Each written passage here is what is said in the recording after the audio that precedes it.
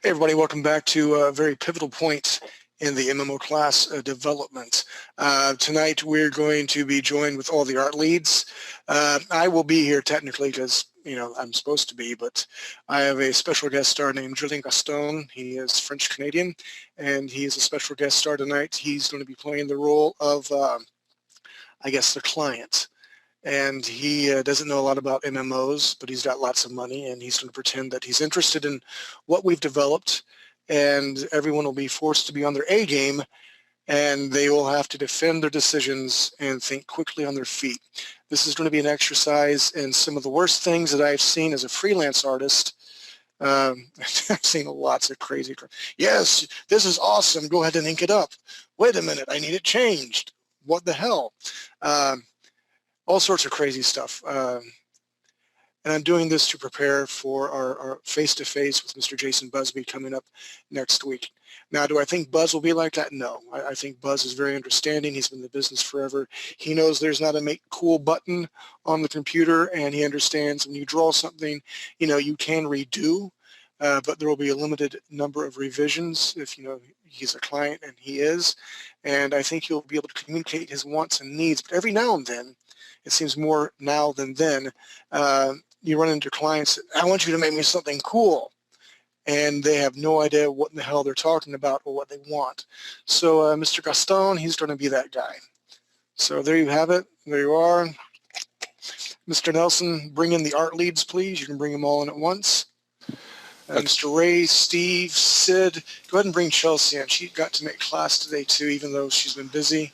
And probably Donald, and just bring them all in. Bring the core team in. All right, we got Chelsea, Donald, Ray, Steve. I don't see any Sydney. What? She said she may not make it tonight. Well, then you'll have to take your spot. Is that good? Am I being too loud? Lucky you. Lucky you. Oh, wait till you meet Mr. Gaston. joy. Mr. Gaston will be very happy to meet you. Is Mr. Ray available? Yes, he is. Hey, Mr. Ray, how you doing, sir? I am so good I can't stand it. Me too. I was in the hot tub and I did that water thing. I came out of the water and I looked awesome. I'm like, baby, look at me flex. And then I dried off and I'm back to being a dork. Did you look like Nathan Fillion? No, I can Did never you be see that cool. video? Oh my god. Yeah, awesome. And anyway, he's got a new action figure out of Captain Mal. But I'm digressing. We need to focus like a laser here tonight because we're really running out of time. And a lot of people may or may not get that. I want to throw out a lot of inside jokes like, what the hell's going on? So sound off, who is here so far? I'm here on my laptop, so I'll do the best I can. I had second computer explosion today. Okay. Mr. Ray's here. Chelsea's here. Is Donald or Wolf here yet? Donald's here and Wolf is here. Okay, roger that. Is Eve here? Mein Frau. Yes. You want me to bring her in? Yes, sir. And she's in. She's had some way cool ideas. We all the art people had a meeting last night to discuss a plethora of things, more environments, what we should bring in, what we're feeling that we're weak on at this point. And anyway, this is going to be a very interesting exercise tonight.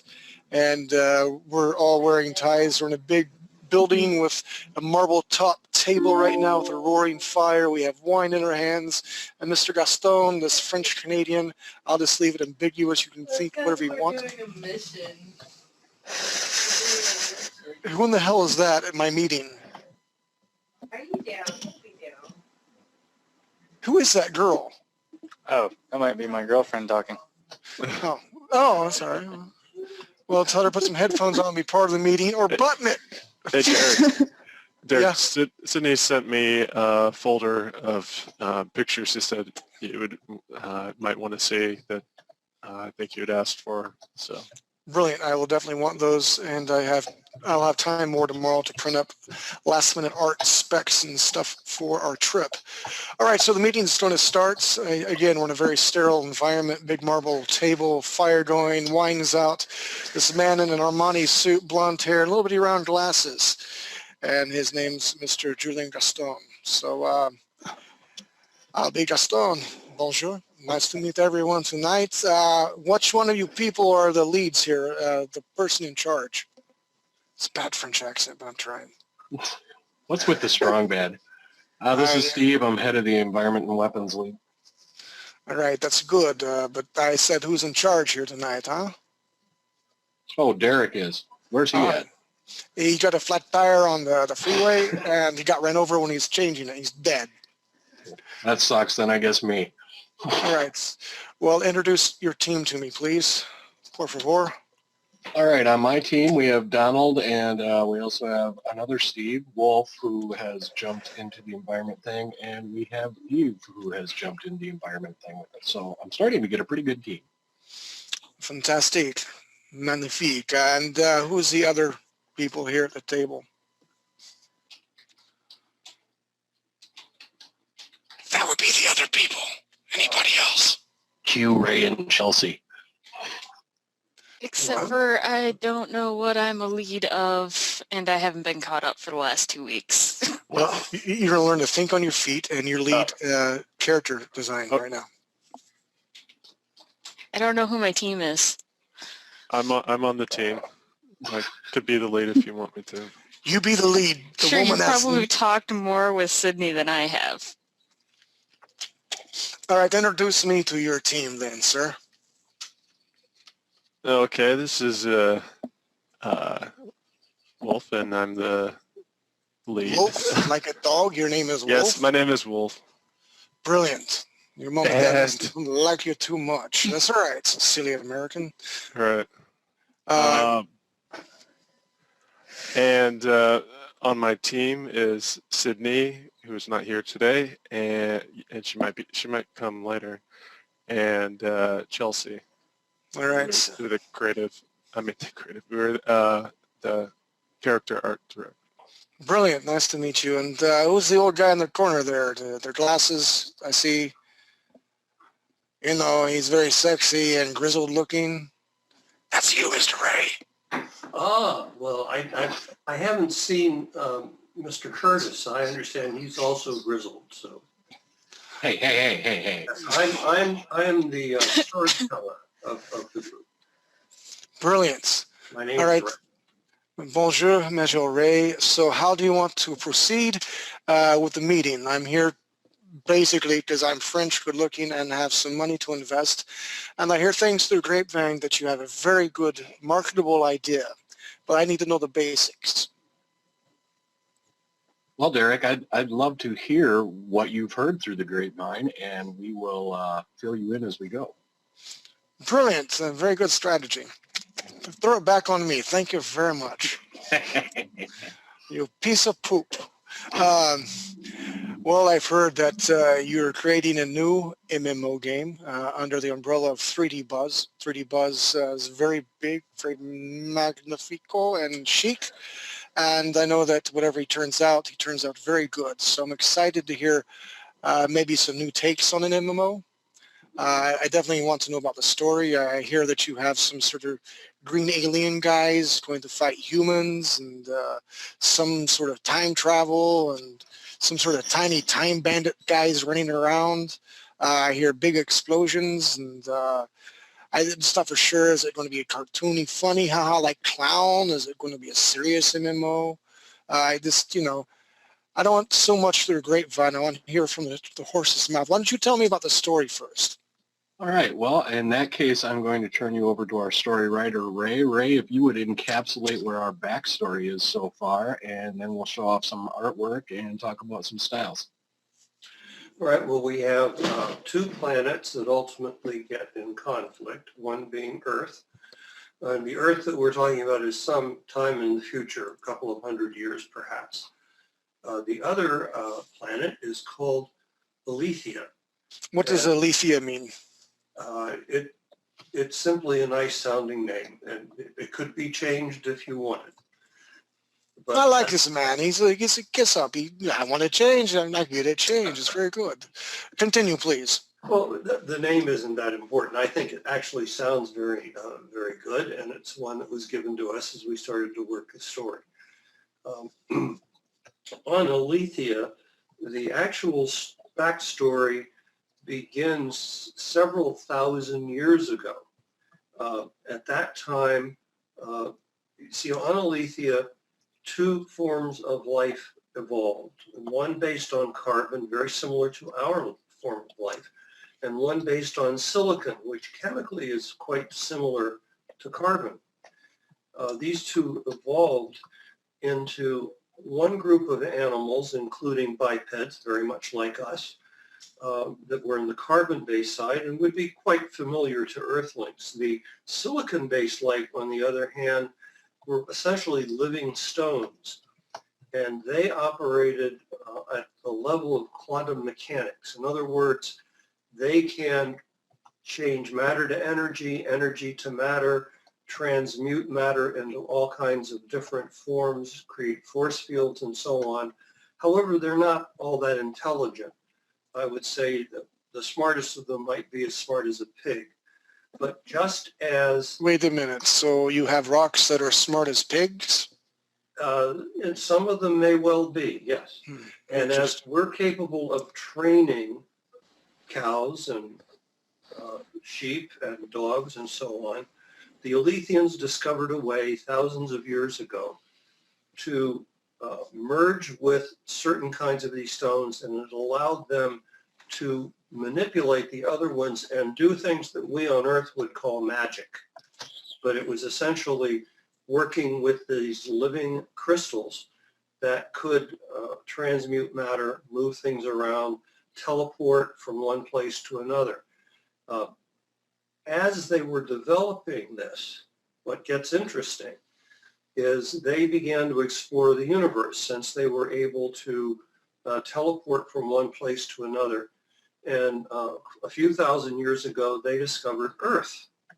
And many of our legends are based on their coming to Earth. What they found when they got to Earth was that we also had a carbon life and a silicon life.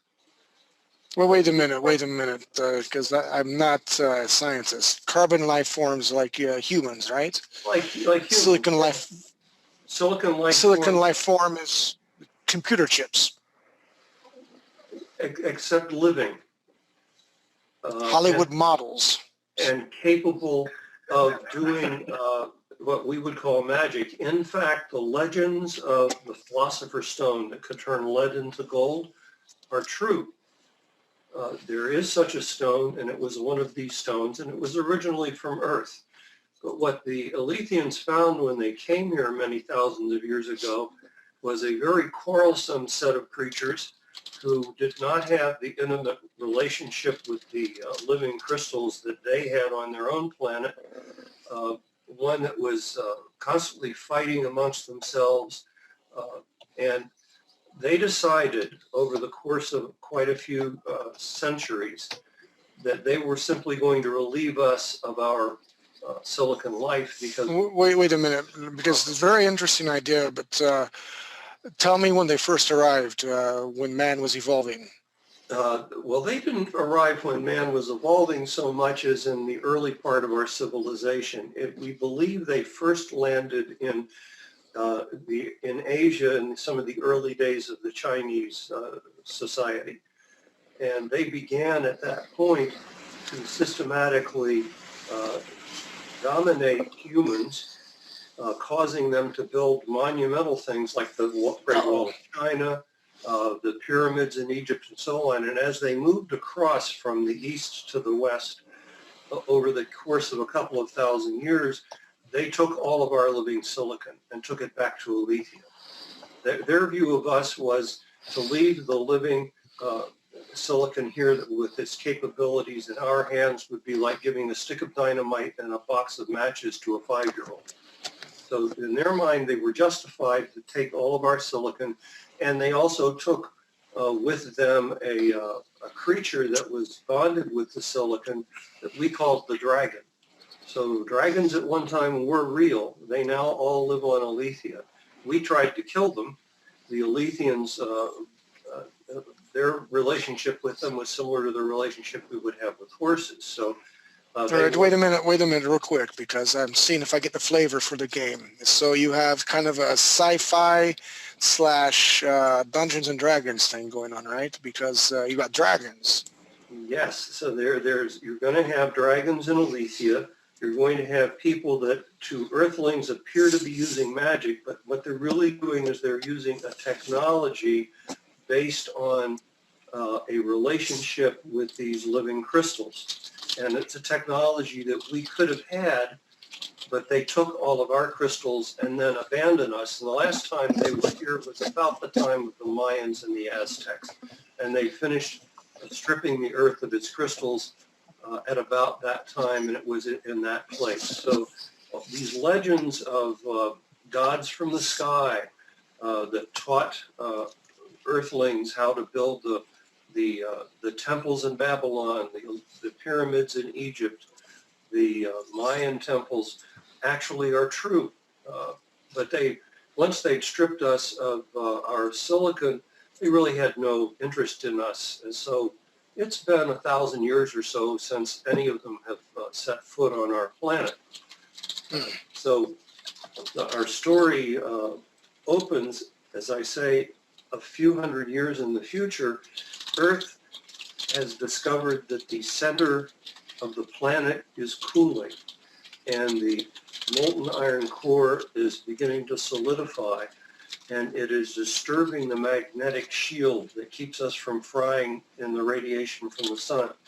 And we realize that sometime in the future, a few hundred years, about the only thing that will be left alive on Earth will be cockroaches, because the rest of the life will not be able to handle the intense radiation once that magnetic shield is gone. So Earth has evolved a great science based on non-living silicon, and they have gotten to the point where they can do a little bit of teleporting, but at only very short distances. So they can go faster than light, but they have to do it in a series of very small hops, so that where the Alethians, with their command of the crystals, can move instantaneously across light years. Earthlings, So do the Alethians come back to Earth to make the humans slaves? No, they have no use for us once they had used us to mine all of our living silicon. But we discover them. And at first... How do we do that? Because, as I said, we have discovered that our planet is dying. We need to find another place to live. So we have sent scouts out into the universe. We can't move instantaneously, but we can finally, by doing a series of short hops very rapidly, we can finally go faster than light. We can go between galaxies now. And in the process of exploring, looking for planets that might be new homes for Earth, one of our scouts discovers Aletheia. And to jump forward quite a bit into the story, what we ultimately find out is the reason our planet is cooling is because they took our silicon. The silicon was what kept, the living silicon was what kept the center of the Earth hot, because that's what they used for their breeding. Would it make more sense, though, to say the Earth is warming because everyone believes in global warming instead of cooling? Well, actually, a bunch of Russians Russians recently speculated that over the next 250 years, we may have another ice age. So there are a number of different views on that. But I didn't say the surface of the Earth was cooling. I said the core of the Earth was cooling. And it was beginning to solidify and no longer had the magnetic ability to shield us from the sun, which actually ultimately would make the surface of the Earth much hotter. Brilliant. So in fact, the Earth will be getting hotter in this process on its surface, but not in the interior. And what we discover is that the reason that this is happening to the Earth is because the Alethians took our living crystal.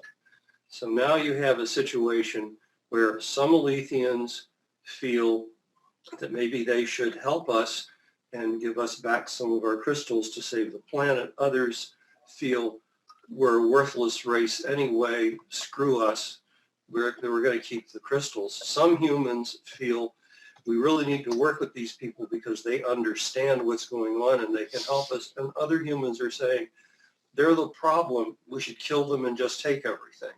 And so now you have a situation where, how do you say, English escapes me so bad sometimes. You get to pick a side, and there's really no right, wrong, evil, bad, or good. It's all in perception. well, everyone is guilty of not being perfect. I'll put it that way. Except the French. And that is what causes most of the conflict that we've lived through on our planet. And why would it be any different on any other planet? I see. Very interesting story so far. So you've got dragons. I like the dragons. Will the dragons be intelligent beings? Will they be on the Alethean side? Or Well, will they want to go back to their homeland? The dragons are reasonably intelligent themselves. They are originally from the earth, but they are been domesticated by the Aletheans. And they, as I say, the Aletheans have a relationship with them very much like the relationship humans have with horses. That doesn't mean that this time around humans couldn't understand the true nature of the dragon and begin to have a good relationship with them. But the last time dragons saw humans, we were trying to kill them. And how old do the dragons live? Well, I don't think you'd have any of the original dragons still alive. They probably live a few hundred years each, but they would tell stories to their children. Okay, so we've got dragons. Do you have like Bigfoot? You said creatures moving here and there and about. What other mystical creatures that are going to be on Aletheia? Well, Aletheia would have probably more dangerous creatures than we'd have on Earth, because the Aletheans aren't the only beings that evolved along with the crystals. So there are some creatures that are native to Aletheia that have powers. For example, there's a hive creature that the queen communicates with her servants and warriors through a telepathy that is based on the silicon. It's not the same types of silicon that the Aletheans use, but it's something they just evolved, similar to the way our pigeons on Earth have little pieces of magnetic iron in their brains. That's how they can actually have little compasses in their brains. It's similar to that. Pigeons, I like pigeons. They're very, very, very dangerous creatures. Pigeons are dangerous? I'm sorry? Did you say pigeons are dangerous? An Alethean pigeon might be. We'd have to think that through. If you'd like to have a dangerous pigeon, I'm sure we could invent one. But I was thinking of these hive creatures, which are more like large crabs, is how I would envision them. That with stingers that paralyze you, they don't kill you because they want to bring you back to the queen as she feeds on you, and queen likes it when you're alive, very much like a spider. Spider crabs, interesting.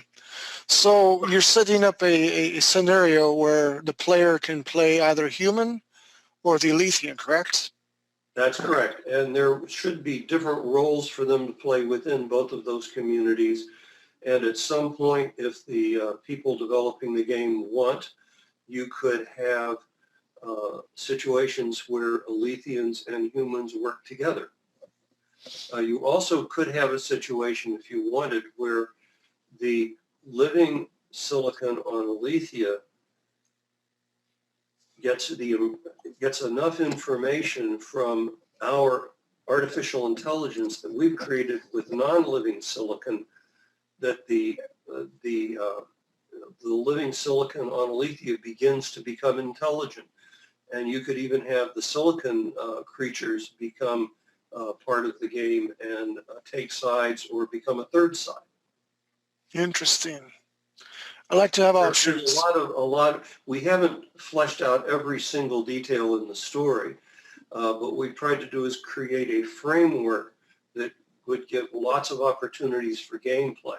So I think you have a good idea what the story is about. I would suggest that maybe you take a look at some of the artwork these folks have put together to visually portray these creatures and their planet. We agree with that. Stimulates my eyes. Which one of you, the environment person or the person who doodles the characters? Who will talk to me next? Currently, Sydney has joined in, and she will be happy to lead her team in showing you some of the artwork for our Alethian character concepts. Thank you very much. Bonjour, Sydney. I'm Major Gaston. I have a big company and big car, and I'm French, and I'm very cool.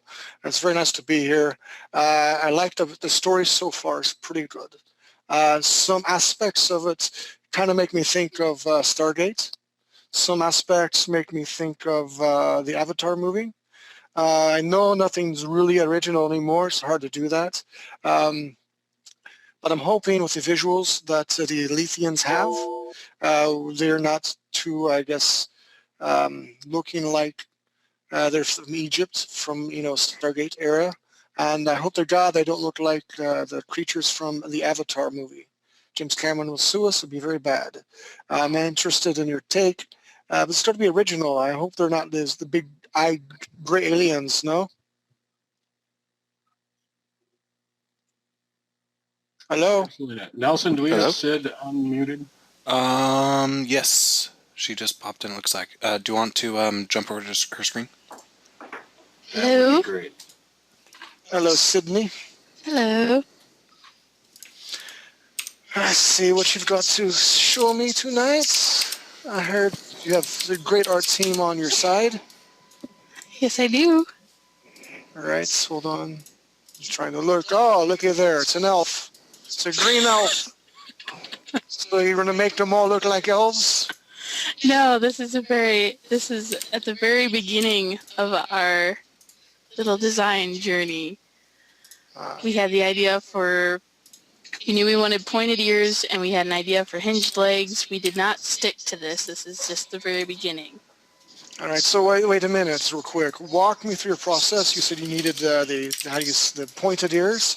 I count, she got 2 fingers and a thumb. She got a very nice belly button. I have to give you kudos to that. I can see her hinged leg. It looks broke. She's got some floral plants in her hair. And she's got a bow. They shoot bows at somebody with a weapon of mass destruction. They're not going to be very long. Maybe we'll talk about the weapons in a while. But why does she have Band-Aid-like things on her arm? Tell me about all this stuff. This was an idea for someone who would be a distance fighter, and when we first kind of got the pitch, we knew it was going to be kind of like a tropical planet. So we used the leaves and the brown theme as an idea for camouflage that they could hide up in trees with, basically. All right, let me ask you something, because, a lot of you MMO players are very much geeks. Not a bad thing. Camouflage is good, but I hope maybe there'll be an aspect of the game if you're playing the humans, infrared, IR vision, so something special for a warrior. Do these Alethians give off body heat, or are they cooler temperatures in their body? How were they going to do something with a silicon chip thing that they have where they can mask themselves? Because it doesn't look like they have much armor there. Very pretty, but not last very long against the machine gun. I do not know about like heat vision, stuff like that. I have not heard about that, but you do notice that she has a bunch of bright green rings on her right arm. All right, the An Band-Aids. idea would be as if it was dark, those might glow, and that would kind of give them away very subtly, so you could catch them. Oh. And also in terms of armor and things like that, through their manipulation of magic with the stones, they would be able to raise force shields and things of that nature. So they're much more armored than they may look. Thank you, Steve, who knows more about the story than I do. You're welcome, Sydney. I see. Well, first of all, I have to say a little bit concerned right now if you're not communicating together, because one hand cannot wash the other hand. I'm not saying it's unprofessional, but you need to know these things, because when I ask questions, I want answers. I don't want people to say, I do not know. I don't want to hear, I don't know. Bullshit if you got to. Make it up on the spot, but talk with confidence. All right, show me another picture.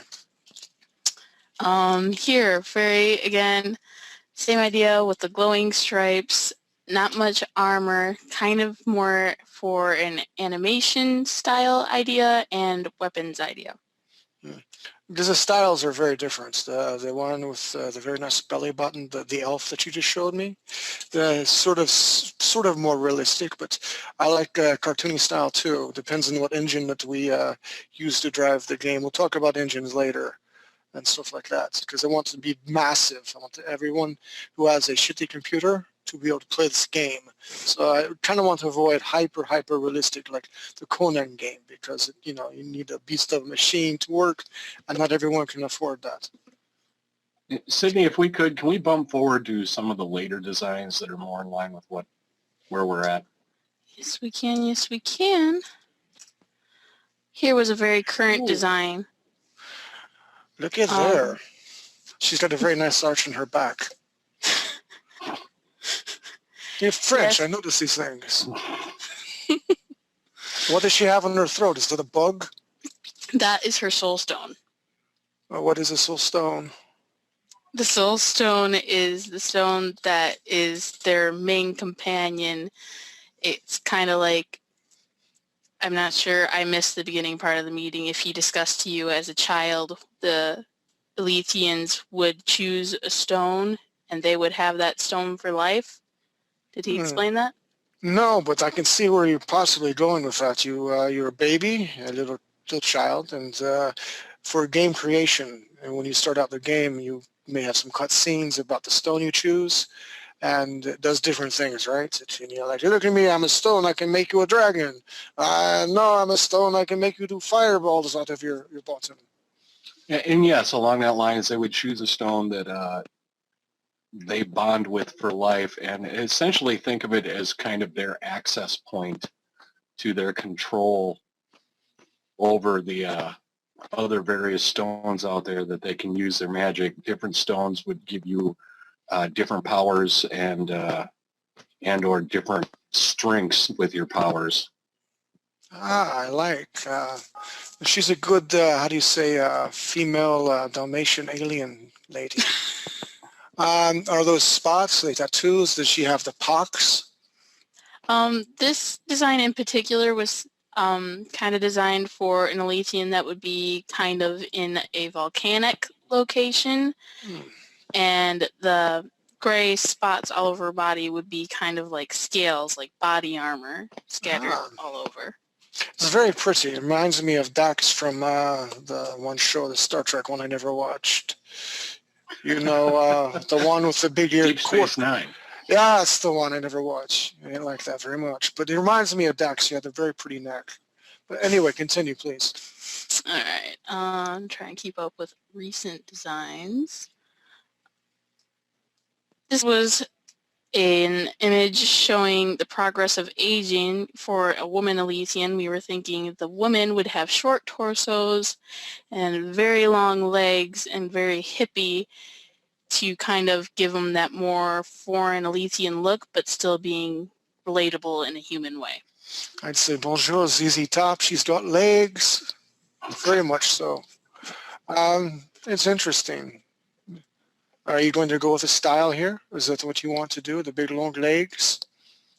It looks like this is what we're sticking with, and the males would have longer torsos and shorter legs. Interesting. All right, continue, please. All right. Going into children, we had ideas that the children would be very plain, but might have a little more hair on their head than the adults would, and these were just multiple designs going through for children. Turn back to the other one. I'm Eddie Munster. Ooh, all right, go ahead. Jeez. And we also had some... Wait a minute. Hold on 1 second wait. for a moment. Are you saying you can play children in the game? No, children would just be like... NPC type characters. Yes, thank you. That's the word I was looking for. This is Ray. If I could interject for a second. Please. It's going to take a while to develop this game to where the public can play it. And part of our strategy was to introduce the planet and the people on the planet and their culture and their relationship with the stones through a comic that would be posted as in serial fashion on the internet. And the fact that the Elysians first gain their power over the other stones by merging when they are babies with a single soul stone, that's their link to the rest of the Silicon Light. Our story in the comic book shows that occurring, and we follow a child who grows up, goes through adulthood, and has various adventures. So that's why we needed to show what a baby Alethian would look like. That's not for the game so much as for the comic that will introduce the characters while we're finishing up the mechanics of the game. I see. Very good idea to introduce the backstory, if you will, through a comic book. A very low overhead, but it can be very, very dynamic. That's what we thought. I'm glad we're on the same page. All right, continue, please. I see Eddie Munster. He's looking at me. Turn him quick. He's scaring me. We had an idea for kind of story-wise that women would be more powerful than men, and they would be kind of the rulers when it comes to the Alethians, and this is an example of how they would show their class, being higher up in the ranks, having very nice jewelry shown all over their bodies and things like that. You know, much like France. Yes, but do they have hairy armpits? No, I'm teasing. I'm teasing. My women never have hairy armpits. But let me ask you something here. Because a lot of MMO players, I like to show off their gear and, you know, their shoulder pads and their weapons and stuff like that. Are you hoping to be able to do that, to change their appearance by their clothes? And I have this clothes and I am a magic user, but how about if I'm a fighter and I think it's very clean and chic and I want to wear those clothes? Any ideas about that? Yes, we are hoping that you can mix and match and swap out all sorts of different items and pretty much do what you want when it comes to appearance. Ah, brilliant. That's good. I don't like the scepter. It's very small. We can always change it. We are Cool also stuff. hoping to have a low purchase point ability once the game is out if there are particular clothing or additional gear or things like that, that the player would be able to purchase those at a low price point. So like microtransactions, right? Exactly. All right, let me tell you something that pisses me off no more than, you know, getting squashed upon by a dinosaur. That's very bad if it happens. Should not happen, but it could. But if I play a game so much, like I have a life, I play the game all day and some guy who comes in and has money can buy the same thing that I have to earn by doing all these adventures. What do you plan on doing about that? Well, a lot of this is going to come back to later meetings with the actual game mechanic and design team. But we are looking at a lot of the transactions being things that may not necessarily lend you overpowered abilities in terms of gameplay, but you would be able to change your look, or for casual gamers who don't want to always get their butts kicked when they show up with the hardcore gamers, you might be able to purchase things like the ability to rank up a little quicker and gain more experience points, things like that. But we are definitely concerned with allowing anyone to use money to overpower themselves quickly. Yeah, I don't mind. Gonna make lots of money. I'm seen with the money, but I understand not everyone. Some people live in their basements with their moms, and it's good. That happens. But I like the look. It's very nice because it shows off her legs and her body, and a little freaky head there going on. The scepter's a bit small, but I like the jewelry. Very nice color work. All right. This is some concept ideas about the male head. We were going over different shapes and different tattoo designs and also different hairstyles, and we were thinking that for the male Aletheans, a lot of them would have hair going down the back of their neck. So if you see silhouette of that, you can tell what's coming. And Sydney, I know Wolf did a large amount of the work with the headdresses and hair. Maybe we could have him pipe in and kind of give his take on what he was thinking there. Yeah, you'll probably want to get him over too. Mr. Wolf, you here? Oh, that means I'm here, right? Yeah, I'm here. All right, so tell me why it looks like he's got pudding on his head. You mean like the top? Yes. Yeah. That was a concept that they would have kind of an exoskeleton type of growth that would serve as armor and be made out of perhaps it could be ivory or some other material, natural material. I like that. Maybe the humans can harvest them for money, huh? I'm just saying, ivory trade is all bad. Ooh. No, I like the idea. It's very good. I like very interesting shapes. And, I don't like the glary aliens at all, the big eyes and the anal probing. Don't like that at all. I'm very, very pleased that you aliens, the pointed ears, and it is an interesting head shape. It reminds me because Mr. Ray was talking about, the aliens coming back from many, many years, thousands of years ago, and the crystal skulls that people claim that they have. And anyway, this lends credence to the story. I like how you're mixing some truth and some legend. Very plausible. And I like these ideas. Thank you. Thank you. Sid, if we can keep bumping. Mm-hmm.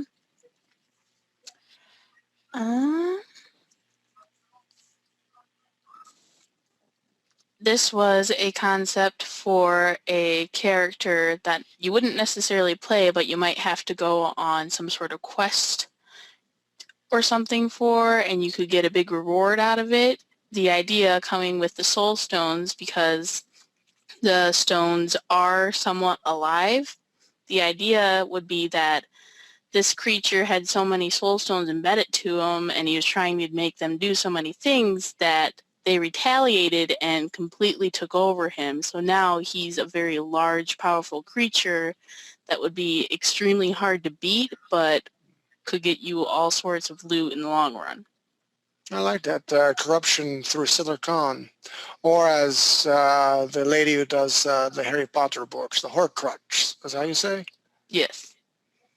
See, I see the ideas everywhere. Again, they're not super original, but I think they're original enough because you're taking your own spin on these. Very good ideas so far. Thank you.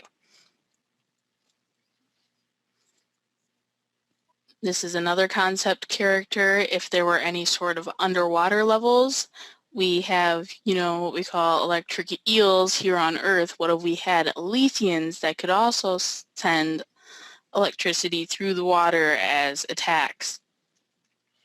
Things like that. Interesting. All right. All right. These are also some weapons ideas that were drawn up very, very early on for the Alethians, because the Alethians don't really be seen as having guns and things like that, but these could be weapons very well enhanced by their stones.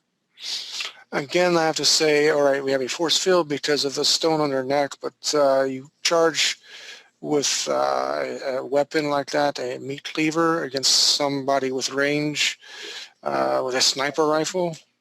50 caliber bullet coming through the Letheans' heads. I mean, do they have any ranged weapons? The arrows we had ideas for because they're probably going to be different classes. If the arrows that they were shooting from a distance weren't already enhanced themselves, we could have Magi closer to the enemy, but not, so close to get hit in an instance. They could be throwing up things like poisonous clouds that the arrows could be shot through, and then when they hit the enemy could do some serious damage. I see. All right. And we had if I may that jump in, idea as kind of a... go ahead, Wolf. Oh, I was just going to say that we are also planning on having mage classes, magic users who would actually be able to shoot magic missiles or elemental attacks and stuff. So it'd be arranged attacks through magic as well. All right. I see. And also in terms of range weapons, what might appear to be just a regular bow that's fitted with these stones that they use magic, they may not even carry actual arrows, but when they draw back the bow, it creates an energy bolt. So their weaponry will be, in terms of power, on the same level as humans showing up with 50 caliber sniper rifles or laser weapons.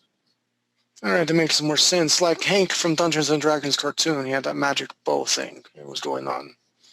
Yeah, and Steve had, I don't know if he has a picture of it, but he had an idea of something that would be similar to the lightsaber, except with the concept of the crystals.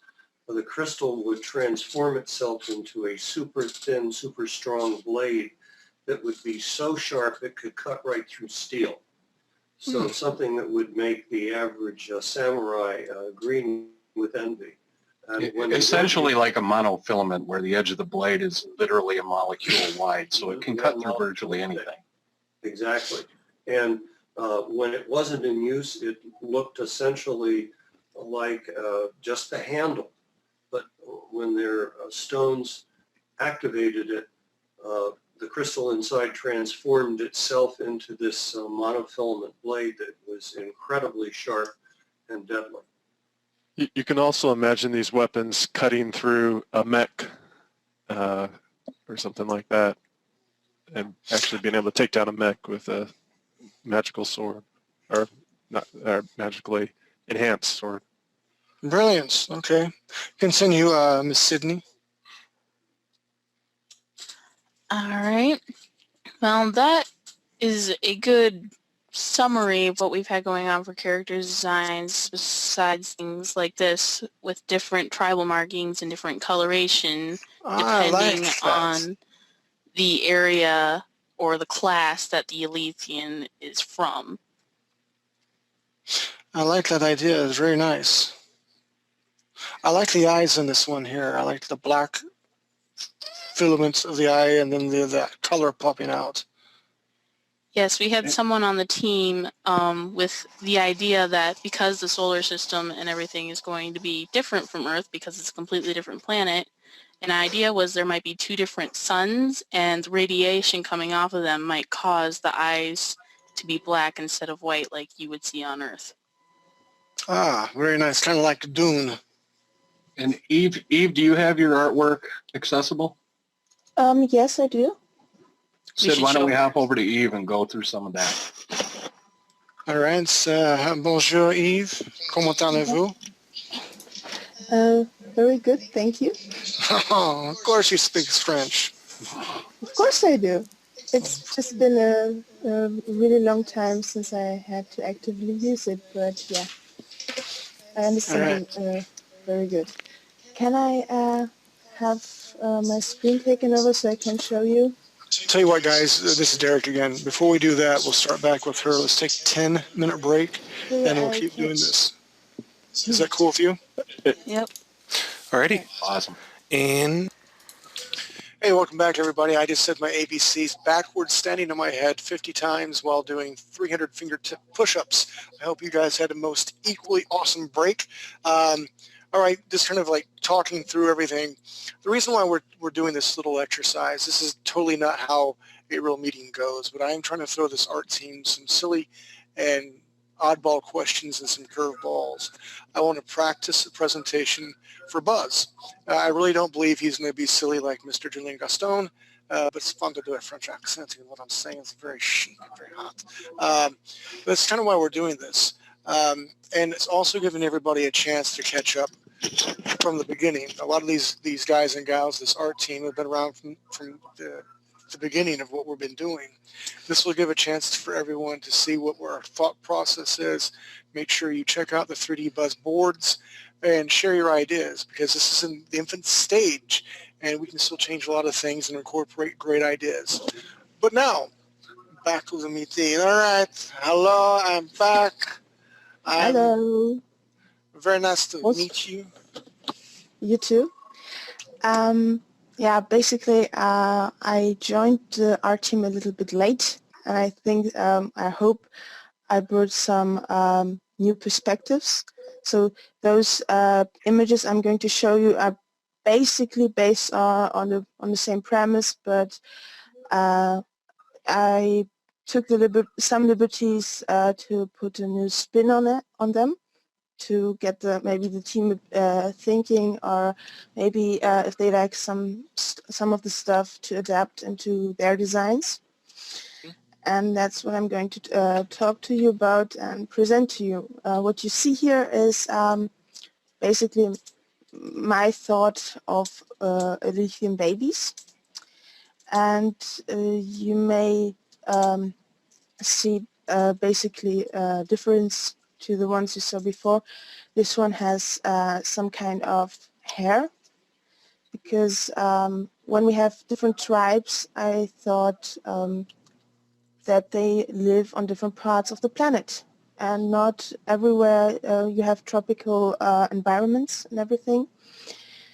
It can be cold, it can be hot, or it can be an underwater environment. So that the basic tribes would have small differences, like maybe the ears, or different kind of hair, like I don't know the words, basically what they have as hair. And this one is having basically baby fluff, like baby birds. So this an Aleuthian from a tribe in the mountains, at least that was my concept of it. And he has just been born, and instead of having feathers, has those little fluffy, foamy texture on his head. When he grows up, or she, it would turn into feathers. All right, I have to ask you a question then, because you know, if we go to Blizzard WoW, you have the orcs, and you have the trolls, and we don't have as many, I guess, creatures to choose from. We have the Elysians, and we have the humans to play. Yeah. Right. I'm liking the idea that the Elysians, we get an overall shape, but they can be slightly different with different accents and different subtleties to them. So I like their little elbow spiky things. Yeah.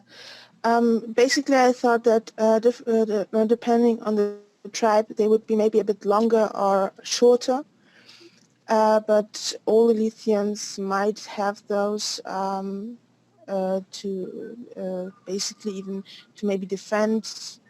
We had the idea that maybe the males would have longer spikes on their elbows, because they're more natural fighters, so it might come in handy. It was just, well, an idea we played with. All right.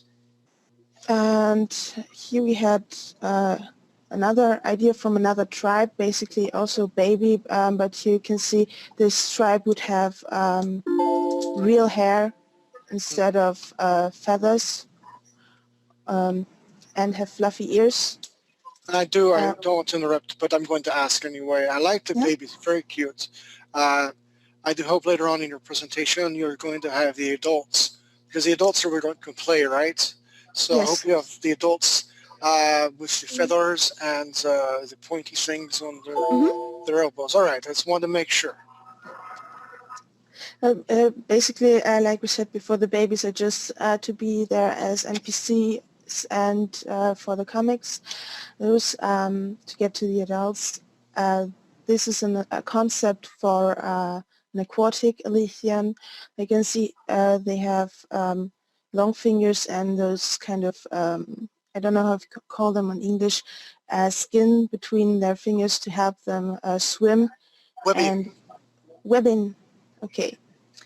The hair is more like algae and seaweed. It's not actually hair. It's natural stuff that you would find in an ocean. Same as the ears being more formed like corals to work as sonar.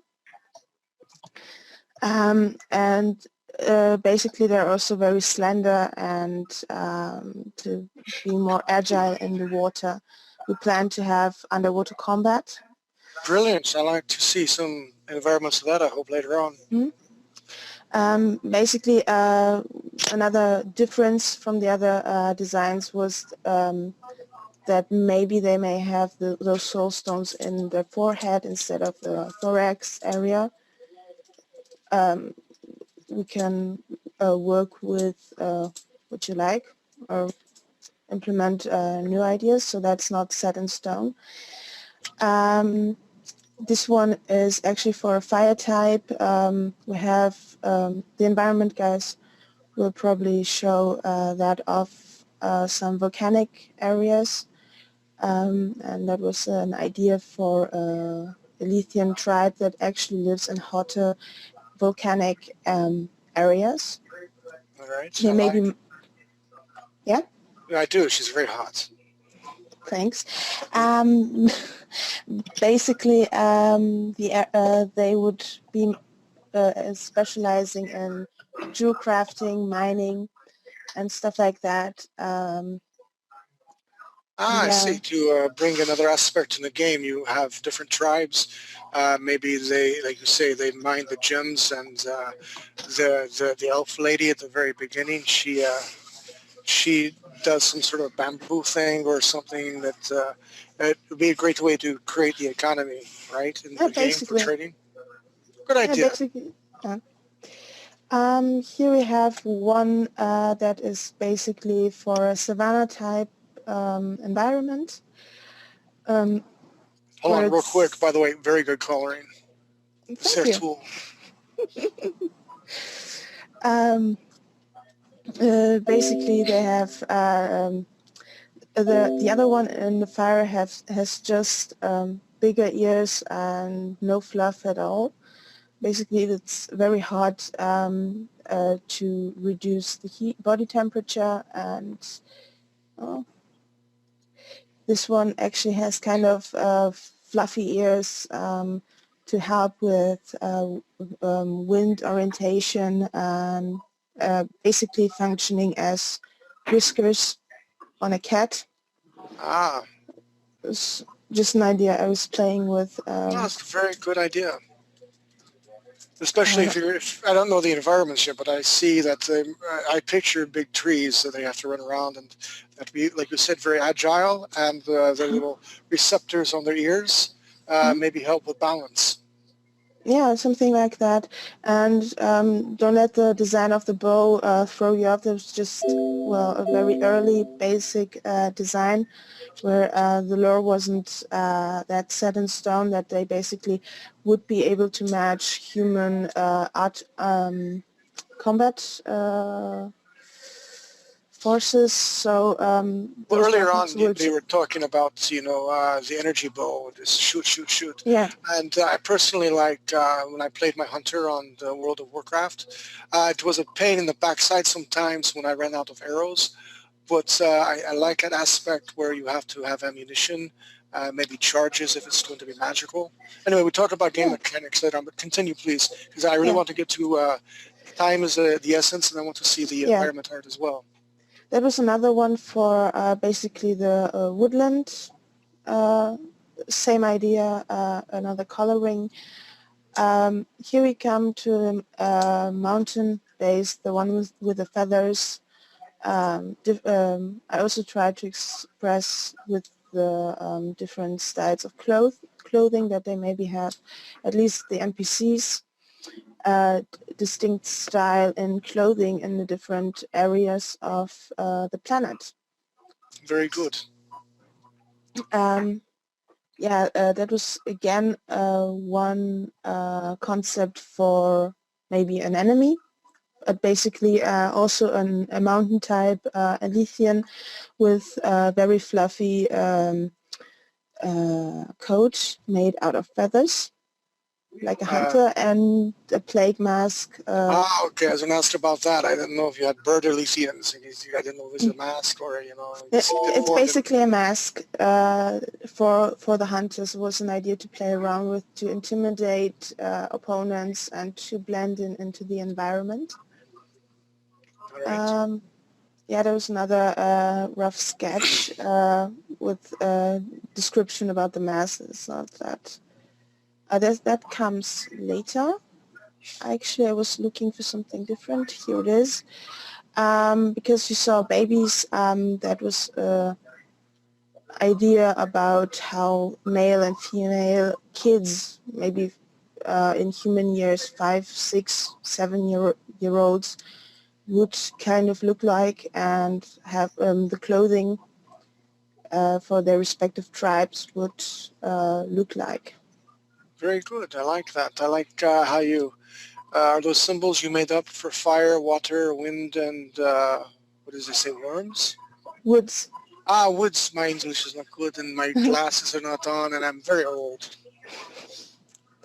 Woods. Yeah. Basically, you can see that the fire guys, my idea was kind of having, letting them have dreads, this kind of, seaweed-like hair, feathers, and here it's actually braided, and fluffy ears. You can see the differences between basically what I try to distinguish the tribes. I like the thought process so far of everyone here. Very good teamwork, Mr. Steve. So that was basically it from me for characters. Who's next? All right. Before I say next, I'll save my hammer for after everything's done. No, I share the hammer now. I don't see many male figures. Don't get me wrong, Trey chic with all of the women. I like to see the women. I like the women. But, some guys want to play guys. And hopefully later on I'll see some male Elysians. We did some of those. Later Sydney or Wolf can probably show you some. The basic Wolf idea, has some good drawings. Yeah. Let me see, say 3 at the most male Elysians, and I want to move to the environment. Okay. Great. So Can we jump over to Wolf, Nelson? Yep. Thank you. Also? And Well, I mean, here's Wolf. well, yeah, I guess he's a male Elysian, but I was thinking maybe more muscular and, a weapon in his arm. Oh.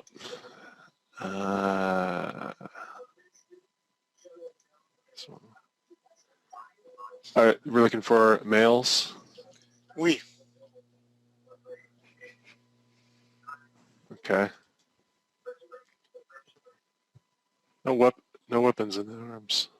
Brilliant. Very nice color scheme. The art is very nice. I like the difference between the women and the male counterparts. They are still lean but very muscular. Can you zoom in on a couple, please? Yeah, just takes a sec. No worries. Ah, I see the hair on the back there. I like that. It's very good. Yeah, the idea is for it to be kind of resemble a horse's mane. So it kind of goes down, it grows off the back there. It's actually growing off Very down nice. here. And then up here it's more like regular hair. It's longer. It's braided. I like this. I like, again, because it's not the World of Warcraft. We don't have different races that we're going to be playing, but I like the mass variety of this one race. I think will bring an interesting dynamic. And then maybe later on we can introduce, like Mr. Ray said, a third party to make things interesting. That's way, way down the line. But very good, Mr. Wolf. Thank you. Do you have any other mails you need to show or have to show? Well, I guess, yes. I suppose they're older ones. You've seen some, there's a side view of an earlier design. It reminds me of that guy named Jay Leno. And a front view. Oh, I like that. It's very good. I like the different horns coming from the very good concept sheet. Very well done. Yeah, the idea is to have a very muscular neck. I like. Very well done. All right, this goes out to your creative team for the characters. I like what I see so far. Before I make any decision, we'll have another meeting later. I need to talk to my counterpart, Major Busby, and I'd like to see armor sometime very soon. Again, because the MMO crowd. When I played World of Warcraft, I like to collect different shoulder pads and helmets and gear. But for base design, your team done very well because you have to make a strong foundation before you get, the shutters and the pretty carpets and the curtains and, the nice stuff like that. So very good, art team. Now I want to see the environment. Where's the old man Steve at? The old man Steve is here. But first I'm going to introduce you to one of the people on my team, Donald, and have him show you the work that he has done. He has been coming on really strong, and you're going to like the progression you see. All right. I cannot wait. Hello, hello. Bonjour. Alrighty. I take it everybody's looking at my screen. I am. We are. All right. Well, here's one of the very early environments we had going on.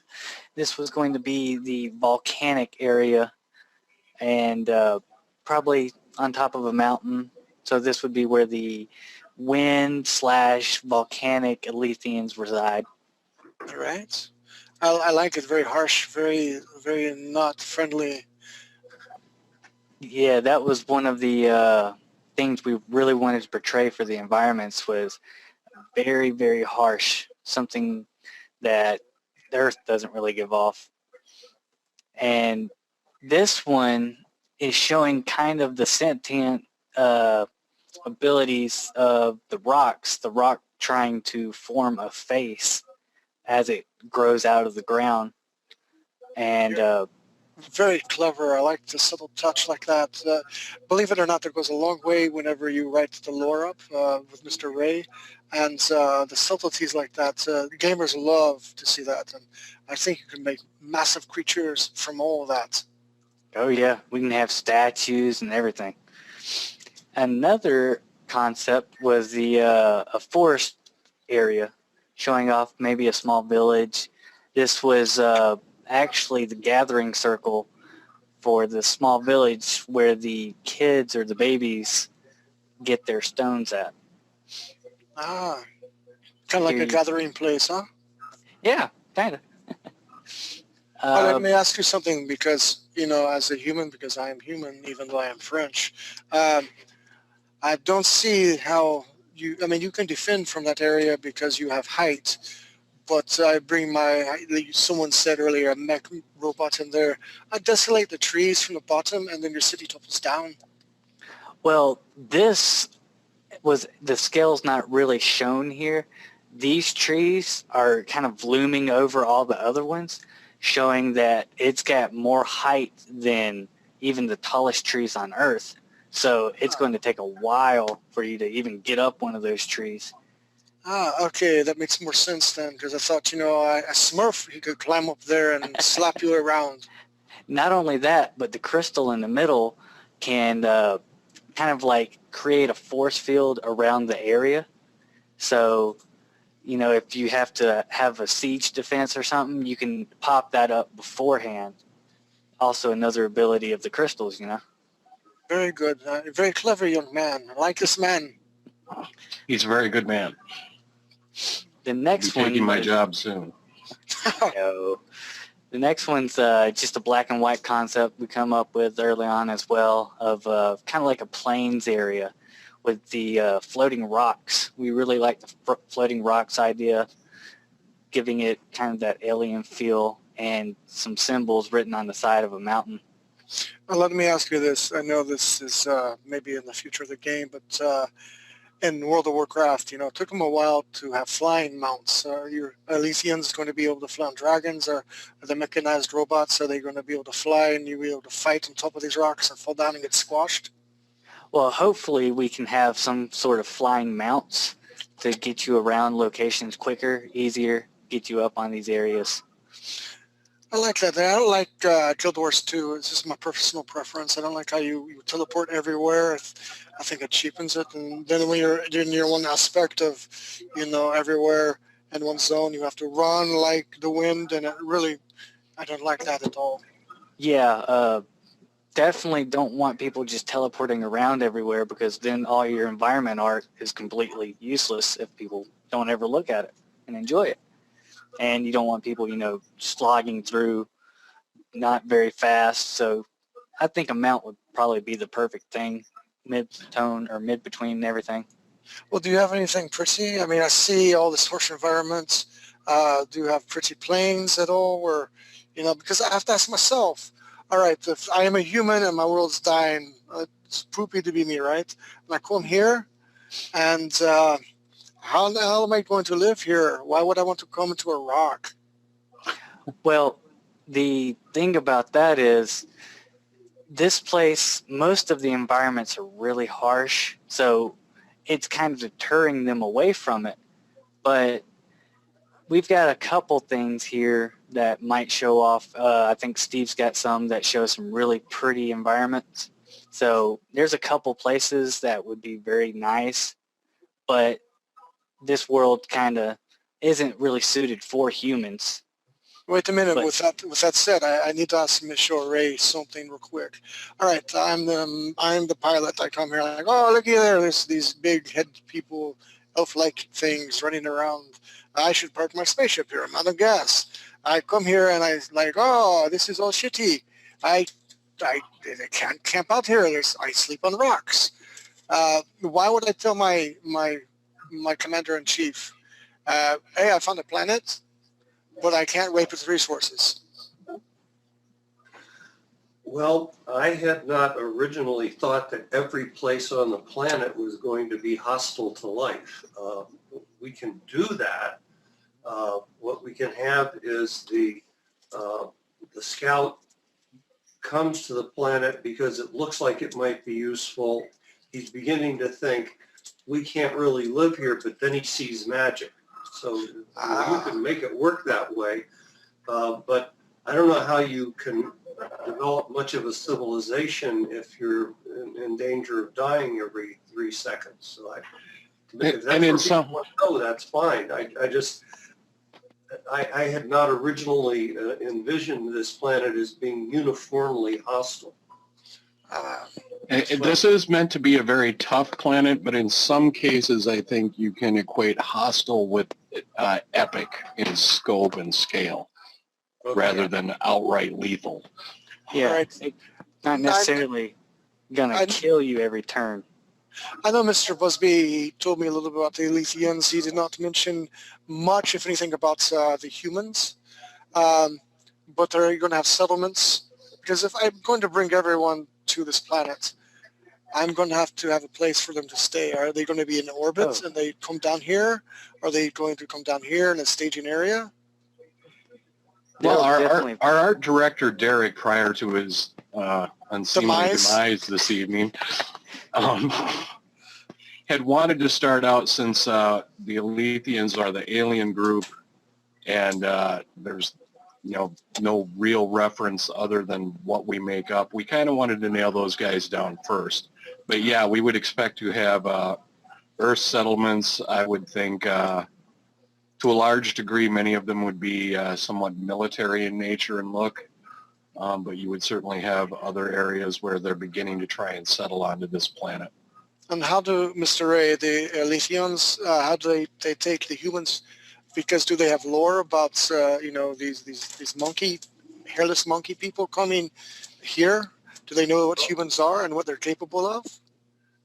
Well, my thought had been that the scout, again, I'm imagining the scout because I've imagined that we have a series of dispatches from the scout home to Earth that is part of what people read when they start the game, and that's how they get into the game. So we have the comic book and we have that.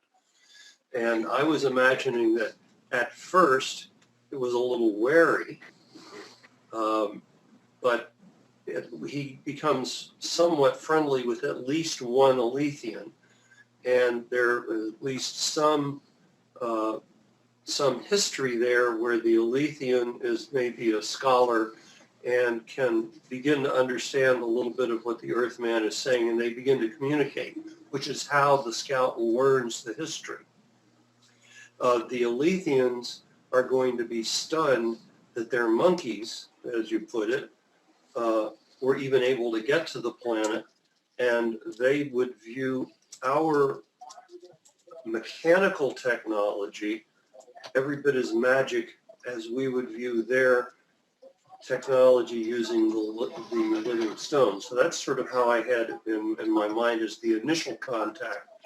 But then as the people back on Earth, more of them start showing up and the rest of the story unfolds, that's when things get really interesting. Let me ask you another thing about game mechanics. Maybe I hear there's a very sexy man who likes to wear bunny slippers and a cowboy hat like old Derek did, but he's dead now. Mr. Nelson, in Warcraft, you have the language barrier. The Horde cannot talk to the Alliance cannot talk to the Horde. Now these Alethians are, a different culture. Are you going to be able to communicate to them in game?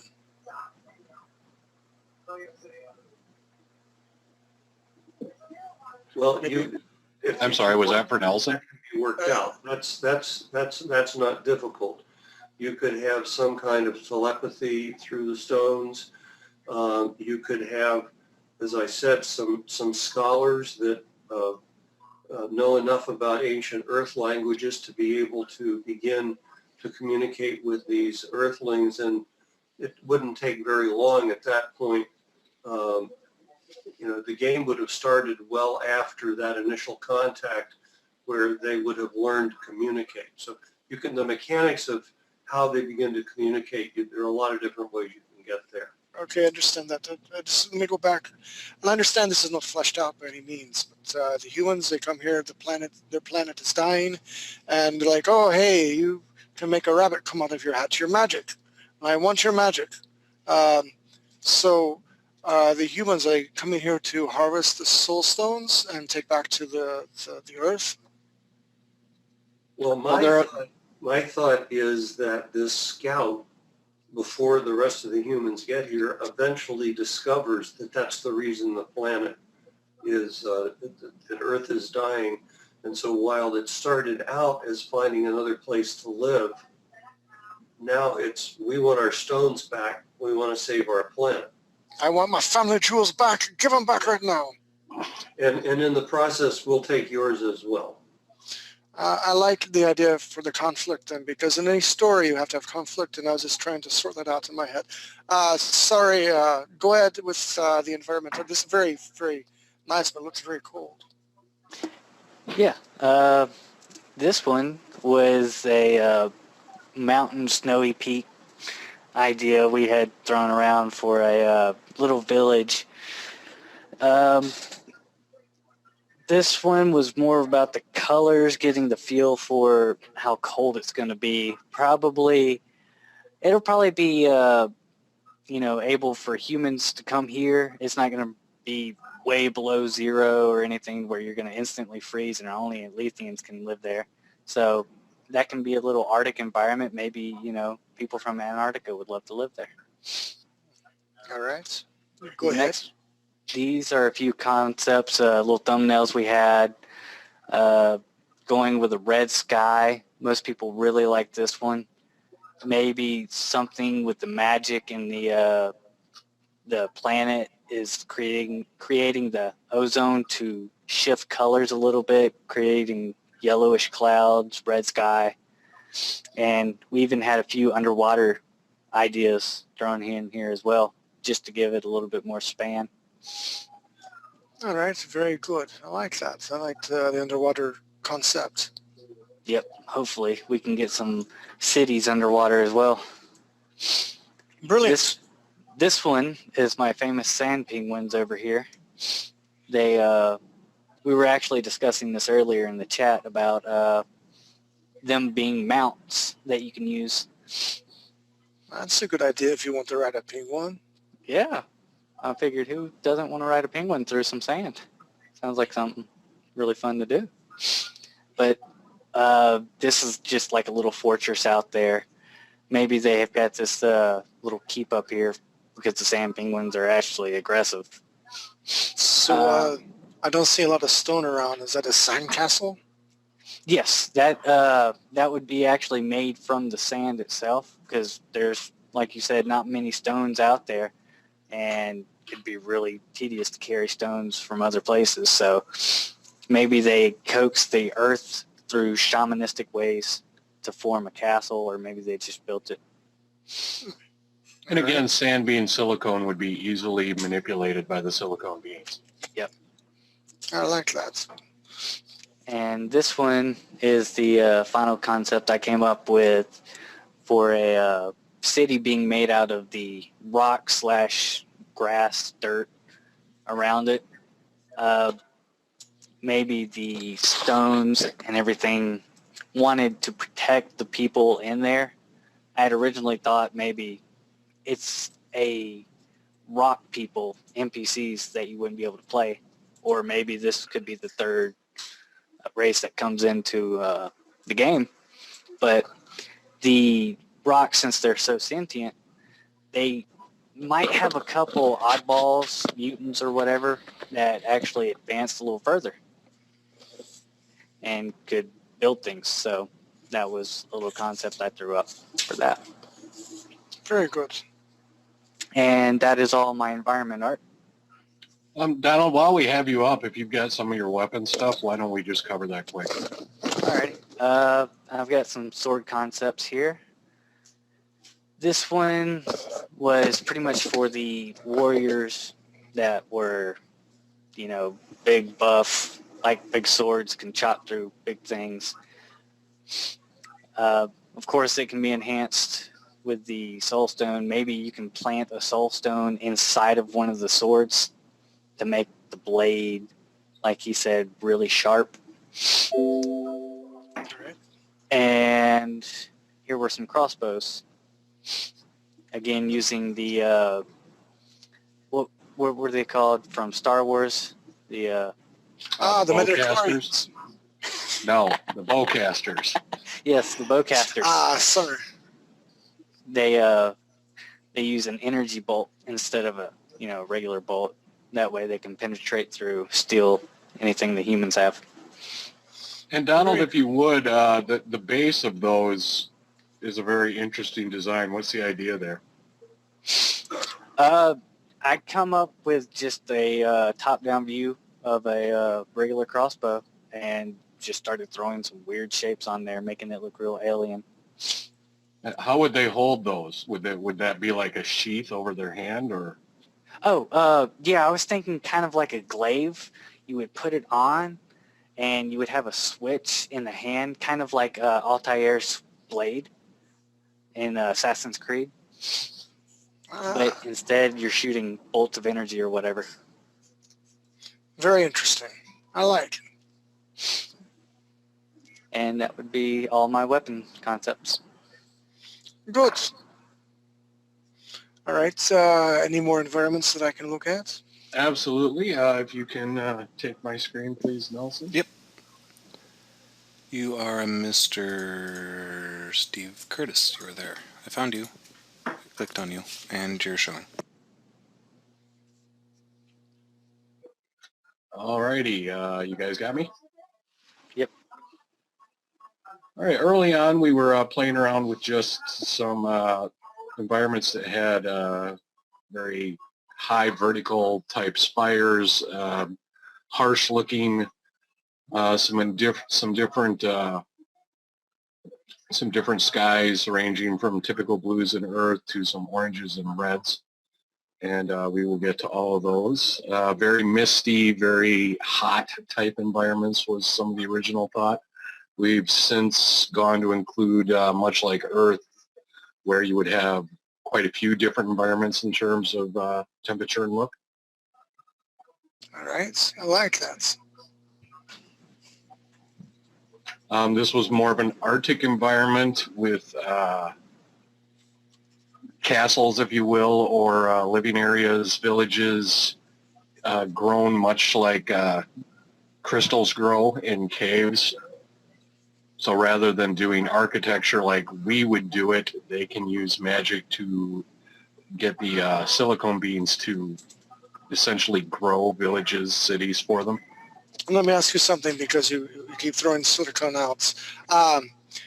Will the Letheans be able to mess up, I guess, technology with their stones because they're silicone based? You know, the wiring and the chips. Our writer Ray has thrown out some ideas where possibly some of the AI, artificial intelligent type computers that show up with us do begin to interact with these silicone life forms and could have some interesting gameplays in terms of how they're affected with their performance or going rogue or things like that. All right. Very good. All right. Continue, please. And continuing with the harsh environment, this is a lava waterfall essentially in a very hot, steamy environment. And you can see a couple little black dots down there walking across that fallen tree bridge. That would be to scale for an Alethian. All right. That's very epic. You made a very good point. I like that. Good.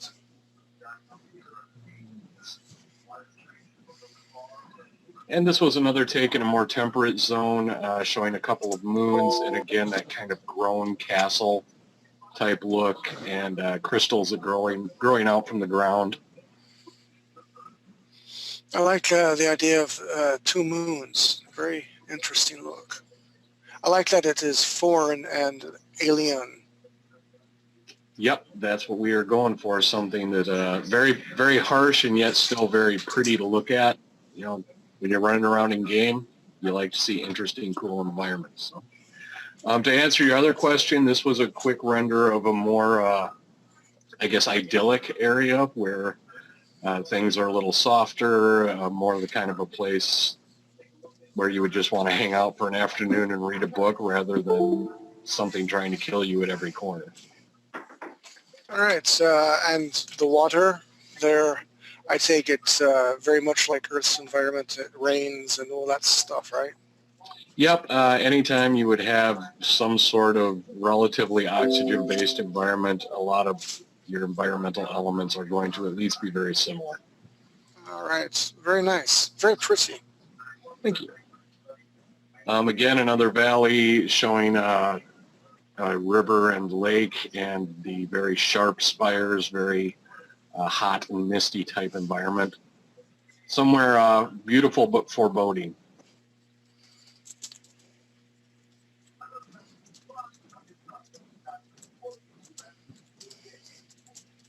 And I lost my Frenchman. No, I'm looking. Oh, that's very pretty.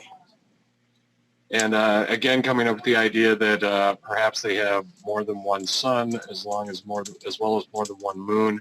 How that might affect the atmosphere. Perhaps we have red skies.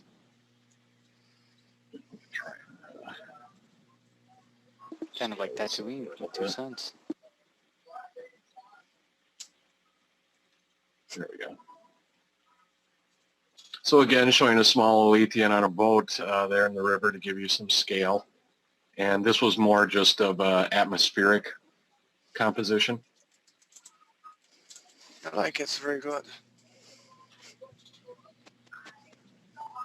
And then recently we have begun to discuss what perhaps some of the Alethian towns or castles or thing might look like. We'll have some more of that artwork coming up soon. In the last 24, 48 hours, we've kind of made some decisions on what direction we're going to go there.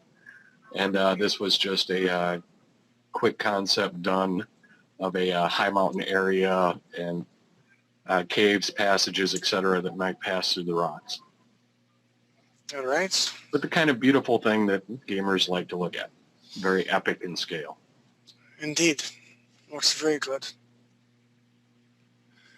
And what are you getting your inspiration from? A lot of the inspiration that I've personally been using has been some of the harsher or more untouched areas from Earth. A lot of like the high mountain areas in China, areas like that. Iceland, things like that, where you get very mountainous and volcanic and jungly, but very untouched looking. Let's see. We like the idea that since the Alethians work with the soul stones, and although they essentially use magic to have high technology, they're a little more in touch with their environment than humans may be used to. Let me throw something else out at you. I talked to Mr. Boosby about some of the environment, and he was telling me about Mr. Ray's idea that, like the Parthenon, they had a hand in something like that, and the pyramids. Are you going to incorporate some of the ideas from our world here into this world, since they obviously had some sort of, I guess, yes. hand?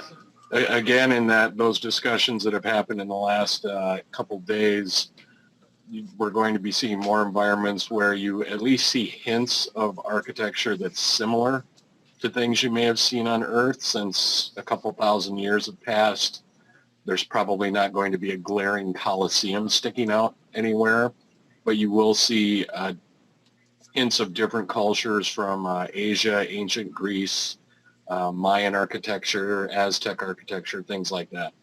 Pyramids. All right, very good. Anything else you need to show or can show me? Since my second computer crashed 30 minutes before this meeting, no, that's all I have on hand for tonight. All right, so, well, then I must say au revoir. But Derek is back. Hey, I've been resurrected. That's awesome. You're Yay. Lazarus now. Just call me Laz.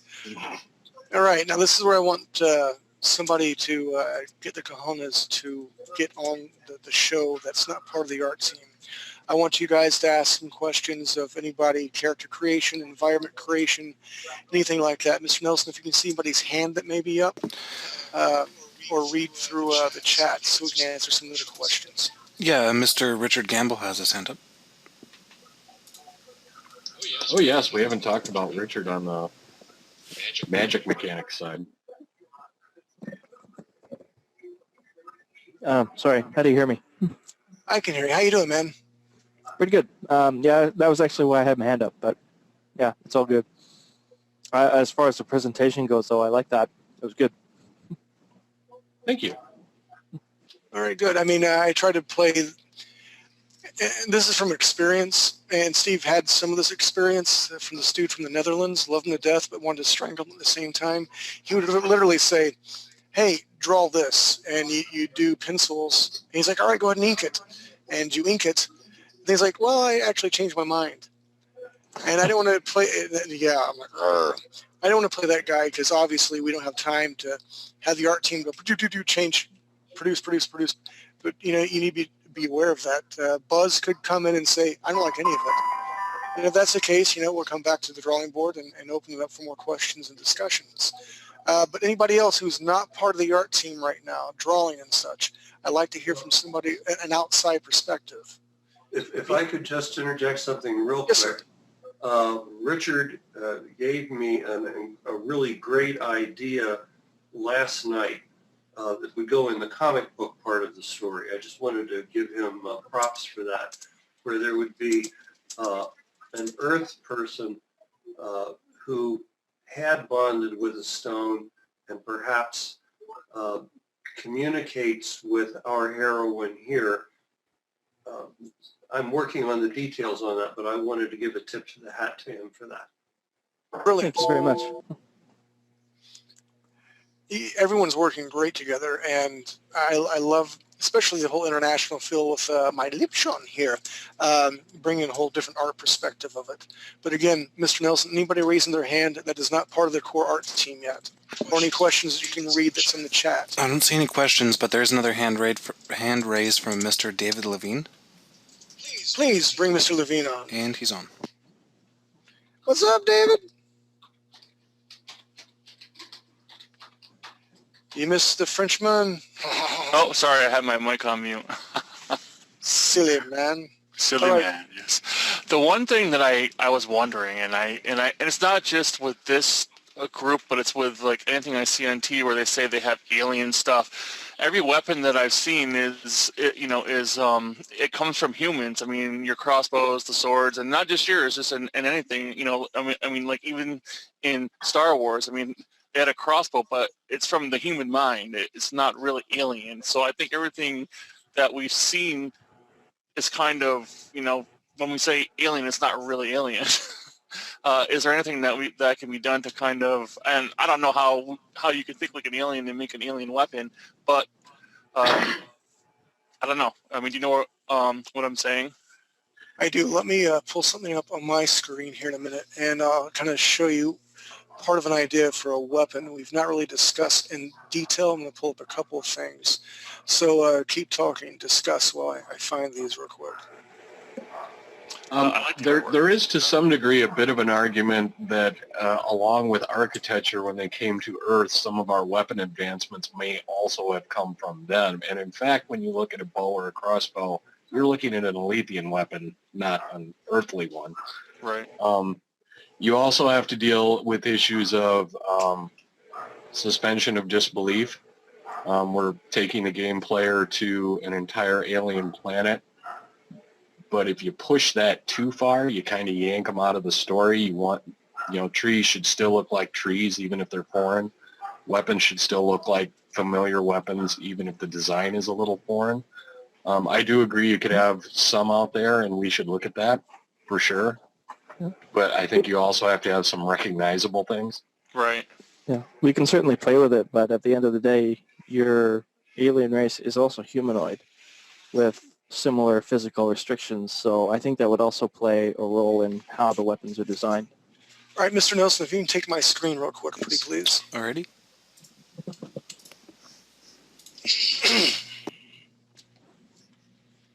And here we go.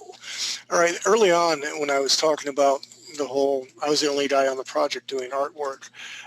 Again, this whole, I guess, hilt idea is humanoid because it's a sword. Let me switch my pointer. But my idea was there's going to be 3 stones here, here, and here that inlay everything. And when the sword is ignited, this is strictly for animation. This will actually start to glow, bounce to here. This glows.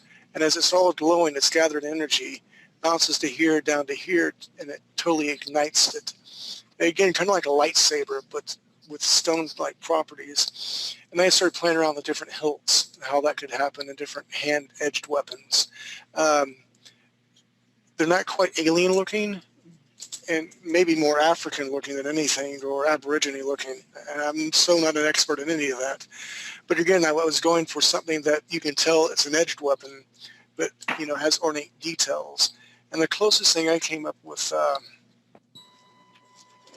an alien weapon, and Steve and I briefly discussed it. But this Alethian here, this is when they had hinged legs. This is way, way early on. But having some sort of, looks like some sort of rifle. Let me get a color here. And with pulling this back, it gathers energy. Hold on, let me bring my brush down. and gathers and it can shoot from here. So that may be one way around, instead of just using bows, it would be another alienist looking thing. It's made of rock or coral or something like that. Does that look at least a little more alien to you?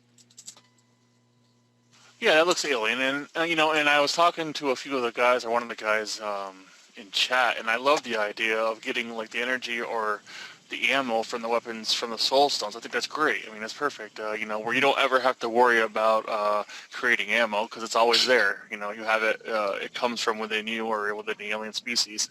So I think that's a great idea. But yeah, that looks cool. But I don't know. I don't think there's like any real answer to it because I mean, no matter what we think of or what you have, it's always going to be like human origin, and I think that's the way that every MMO is. But I was just kind of saying it was like a it's a great thought process to keep in our heads as we go forth. We haven't touched on weapons a lot. We kind of wanted to nail down the backstory and what they looked like because we felt that would affect how the weapons ultimately looked. But it's a great point for all of us to keep in our heads as we're designing these is it may have to operate like a gun, but it doesn't have to look like one we use here ever. Right. Much like that. So it's a hell of a point.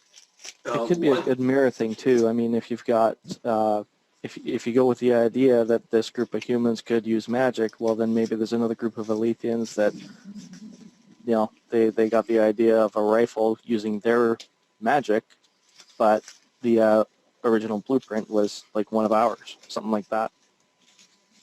And basically, there are just so many ways you can actually do weapons, or actually, if a civilization evolves far enough, they probably will come up with similar ideas that we have. Well, I think the way around that is, it's kind of like, when they invade us, they take our technology, which includes our weaponry. It's, it kind of, it's not only like our resources, our silicone, if that's what, it's going to be, but it's also, all of our weaponry from history, everything else, and they incorporate it into their own technology. True. Any other questions, Mr. Nelson, from anybody else? It's a really good chance to jump in here, guys, because you may have the next brightest, awesome idea that we can throw at Buzz. I want to give him as many options without overwhelming him as possible. I don't see any hands raised, and I don't see any questions. All right, last thoughts from the art crew. Any last thoughts? I still have some art. Oh, shoot, I'm sorry. Let's look at the art, then we'll do last thoughts. Go ahead and take Wolf's screen again. Alrighty, we're in Wolf. Thank you, sir. All right, hold on. There you go. Did some more shadowing on that guy, then did this. I like it. So, I like the markings more simplified. Yeah. On the child. Mm-hmm. so this one's faded, and it's just something I was trying out, looking at different animals and stuff.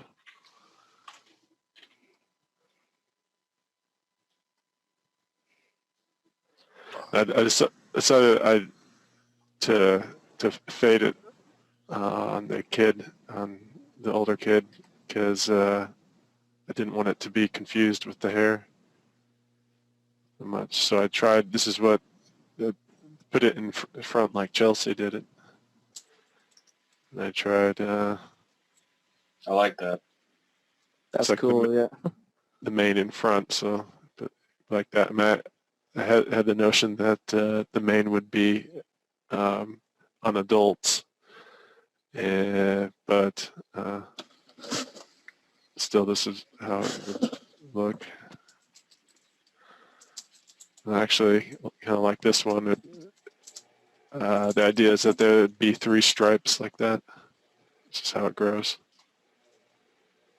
Nice. Nice, I like that. That's pretty sweet, yeah. Kind of corn roll inspired. I think we have some great ideas with the hair. In the beginning, I struggled so much with the hair. When Zach came up with the idea of the elongated head, I'm used to drawing comic books, hot chicks and pretty, and but I understand beauty's in the eye of the beholder. But I'm like, how in the hell am I going to make creative looking hair that's going to be pretty? And even though they're alien, I want them to look good. You know what I'm saying? I think the art team has done a hell of a job at doing that. So I'm just throwing that out there. Well done, guys. So, do you like any of this stuff for including in? Oh, definitely. So put it in the Dropbox. Which ones do? Just all of them? Yeah, put them all in there, and I will need to get more poster board or foam board tomorrow. Yeah, seriously, you should see the crap. That's the wrong word I'm looking for, but the amount of stuff that I'm taking down there. I ran out of poster board, and I got picture frames. I'm like, okay, they're 8.5 by 11s. Throw them in here. And I told Steve this jokingly, and told Mr. Ray this too. If Buzz does not poop himself, I'm going to kick him in the balls until he does. I've also worked. I've done. Oh yeah, I did this. I love that. Yeah, that's cool.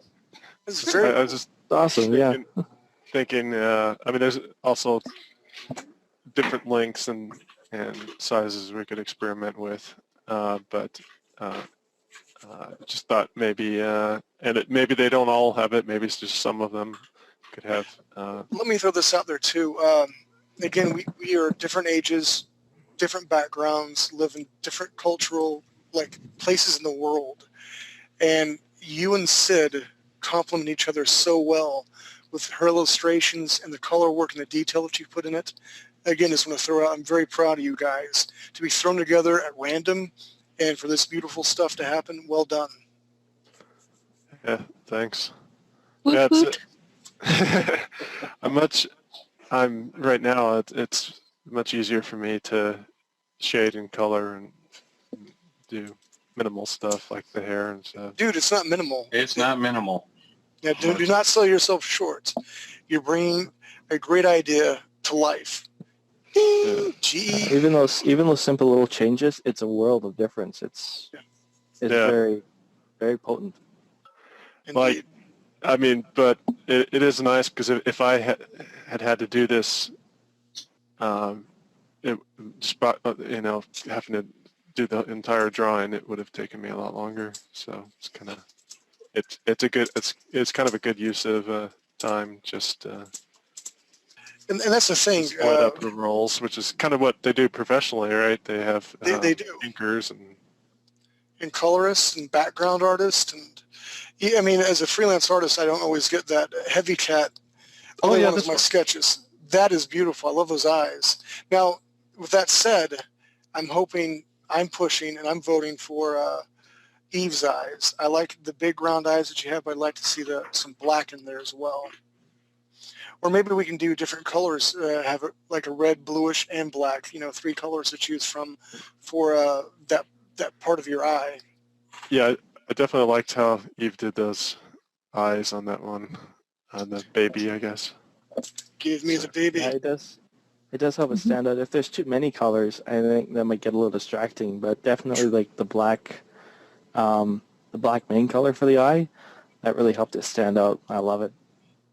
Well done. Well done. You like this one as well? I do.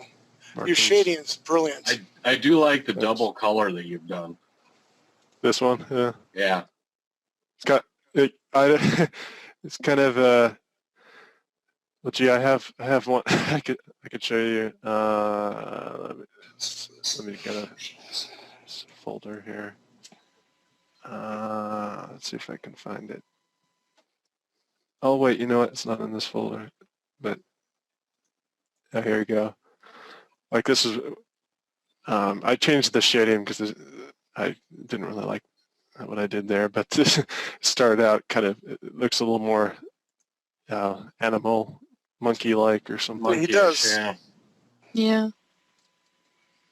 But I was doing this one, and then I got, and I completely just couldn't think of any other markings. So, I just had nothing, and then I slept on it. The next day, I thought, oh, I think I have a better concept, and I think it. Look how much better that looks.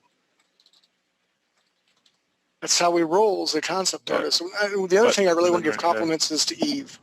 I don't always vocalize my thought process, but the way she's like, breaking everything down to the mountain environment, to this, and why they have like cat-like whiskers on their ears. I mean, that's the essence of a concept artist. We have to have reasons why we do this.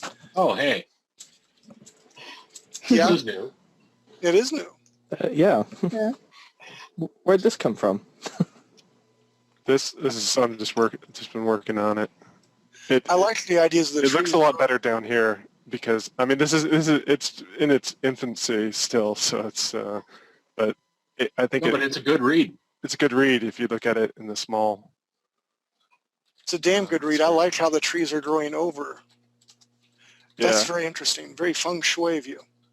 Yeah. Well, and this is my idea that they are manipulating the tree growth with their magic, so it's not being destructive.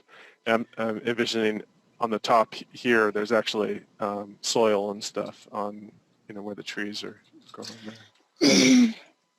But I'll do a lot more with that. If you want to do that kind of environment with those trees and flora growing over parts of architecture, Morrowind has some great ideas for that and great environments. Basically, the Elder Scrolls have nice ideas, and it's always when I try to think about something fantasy or get some inspiration, those guys have always kind of cool ideas.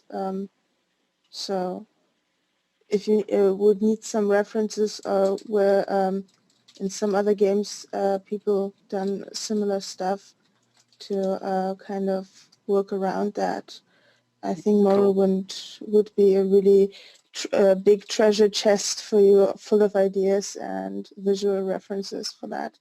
Cool. I'll have to take a look at that. Very good, team. Awesome work. Well done. With that said, I know we're out of time, and I'm sure Nelson's got to do things. I think we're going to be well prepared whenever we meet Buzz. I'm anxious for that.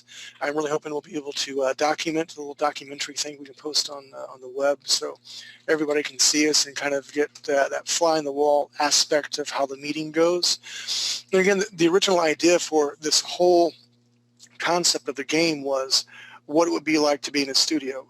As realistic as possible with what we're doing. But in that said, we really want to create something awesome.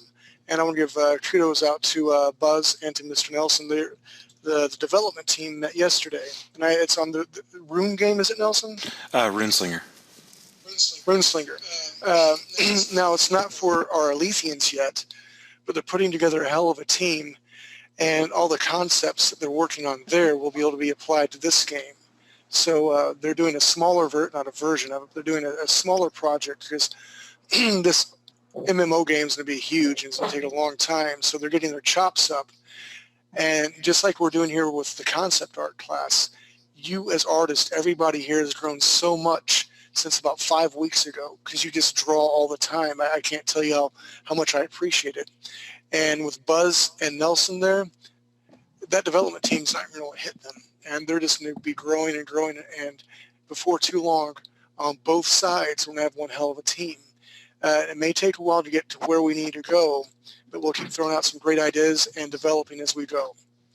With that said, any last thoughts from the team? I wanted to say I already sent you these pictures, Yes. all the kid ones. So you're good? Okay. Or do you want me to send them again? No, I didn't see the ones with the multicolored ones. Yeah, it has like the gray, darker shadow on top of the head. Yeah, these ones? Yeah. Huh. Okay, well, I'll send you these ones again just to make sure. Thank you very much, sir. I appreciate it. Cool.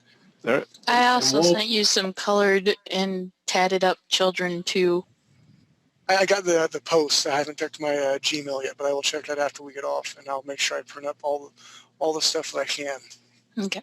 And Wolf, if you could forward me that last environmental piece, I know it's just a rough concept, but I would like to include that. You would like to include? Yeah. Can I do that tomorrow? Maybe I can get a little. Oh yeah. Just send it through Gmail or something to me. Okay. And tomorrow by when? 8 o'clock at night Central. Okay. You got plenty of time. Cool. All right. Good deal. Right. For the spell concept area, I've got a few shields and stuff like that to put in, like just energy shields and whatnot. But yeah, I guess we can show those next time when there's more time. Okay. Well, we'll definitely do that. Go Are ahead. they in the Dropbox? Yep, they're in the Dropbox. All right. All right. Well done, ladies and gentlemen. Again, we'll do one last time for all the other people in class who are not part of the core team. Any last questions, comments? I'm not seeing any. Okie dokie. Well, with that, then we will say goodnight. And the next class we meet, I'll have a report of what went on. And I'm already thinking about what we're going to be doing next. And Buzz will have some ideas and some directions he's going to want us to go into. We may need to start developing the human side here in a little bit as well. I don't know. I got to get direction from my big boss. And of course, everybody here is invited to the anatomy and physiology class. That will be, Friday, 9 Eastern time. We've been working on faces, profile, side view. We worked on some aspects of the eyes and ears and the mouth and 3/4 views. And Friday night, we're getting the meat and potatoes of large muscle masses in the male anatomy. So join up if you can. I'd appreciate it. And that's it. Alrighty.